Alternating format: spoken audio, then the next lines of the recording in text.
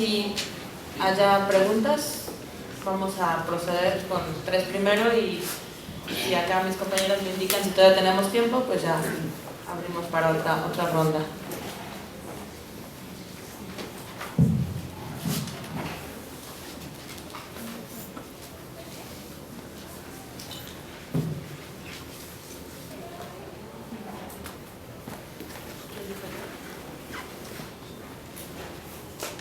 Thank you all for another interesting and informative panel.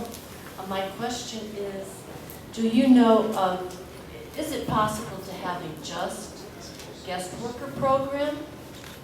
And in the world today, what country has the fairest treatment and policies towards guest workers? And is it replicable?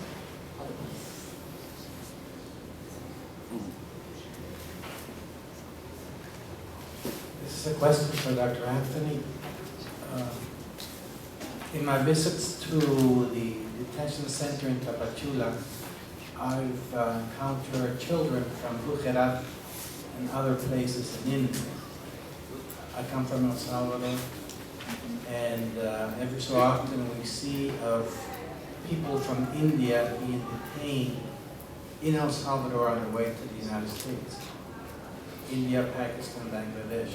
What's behind this transcontinental migration, being that we were saying that most of the migration in India is internal migration?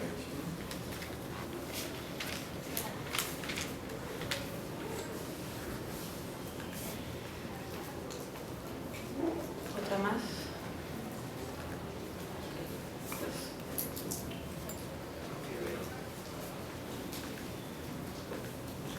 Tony, ¿qué afectó a los nómadas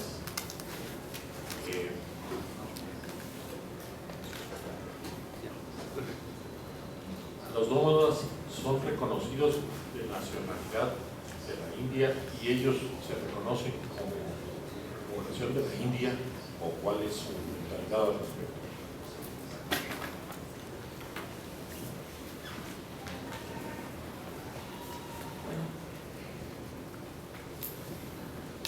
¿Quién contesta la pregunta?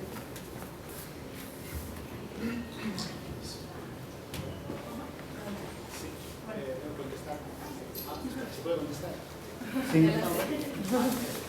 Bueno, una reflexión sobre los programas de trabajadores invitados desde la experiencia en España. Bien complicados. Nosotros ahora con la crisis, ¿verdad? Existe la creencia, el mito y algunos datos que avalan la hipótesis de que migrantes de larga data estarían retornando a sus países. Y sin embargo, la clave de ese retorno es para aquellos migrantes que ya obtuvieron la nacionalidad española. El pasaporte español es el documento que garantiza que una persona puede regresar a su lugar de origen, por ejemplo a Ecuador, por ejemplo a Bolivia, y regresar a España cuando lo desee. Es muy interesante la reflexión sobre las migraciones circulares de este tipo, pero las migraciones circulares exigirían, en el caso español, que no haya que llegar hasta la obtención de la nacionalidad, ya que para muchos migrantes puede tomar hasta 10 años ser ciudadano español si no son latinoamericanos. Con Latinoamérica hay regímenes especiales por convenios bilaterales, etcétera, etcétera. Entonces, la clave de los buenos programas de trabajadores invitados, a mi modo de ver, es la garantía de la circularidad. Nadie va a querer largarse si no tiene garantizado que en un momento dado puede volver.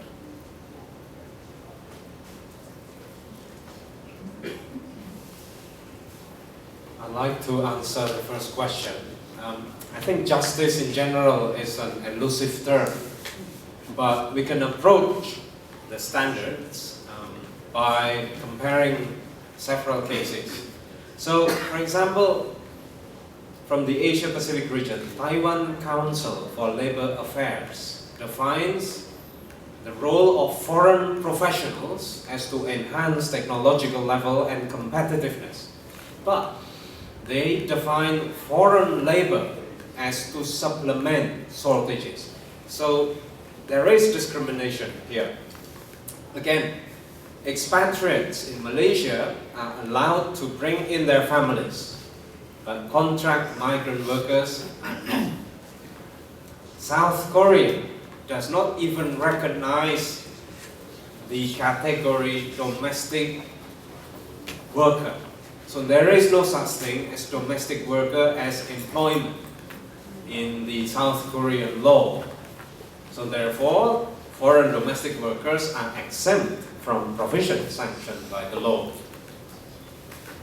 Now, in Asia Pacific, Hong Kong is probably a dream destination for many migrant workers because they allow certain degree of freedom of association. For example, migrant workers can form their own unions, and there is 1 day off per week, which is obligatory, and there is provision for minimum wage. However, only last year, November 2013, the Amnesty International published a damning report on the regime of migrant worker in Hong Kong. You can download the report from their websites. It's pretty damning. If you can look at the, or you compare how people perceive Hong Kong as heaven and the reality on the ground. For example, Hong Kong, if